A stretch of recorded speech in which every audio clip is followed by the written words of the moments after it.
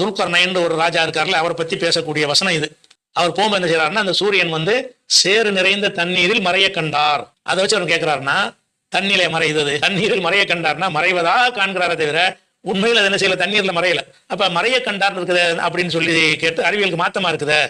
அந்த சேத்துல போய் மறையுது சூரியன் வந்து அப்படின்னு கேட்குறீங்க. சேத்துல மறையிற விட்டுருங்க, பொதுவாகவே சூரியன் மறையுதுன்னு சொல்றீங்களே, அதுவே வந்து அறிவியலுக்கு மாற்றம் தானே. சூரியன் எங்க மறையுது?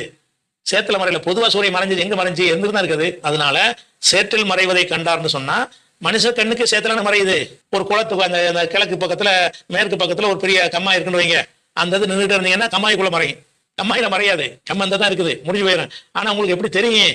கம்மாய்க்குள்ள மறையும், ஏரியில மறையும், கடல்ல மறையும். கடல் இல்லாத இடமா இருந்தா ஒரு மலையில போய் மறையும்னு தெரியும். இதெல்லாம் நமக்கு தெரிகிறது. நமக்கு தெரியறதை வச்சுதான் பேசணுங்கிற வகையில் உள்ள வாசகம் அது. மறைய கண்டார்னா மறைவதாக கண்டார்னு அர்த்தம். ஆனா வந்து அரபிலையும் மறைய கண்டார்னு சொல்லுவாங்க, தமிழ்ல சொல்ற மாதிரி.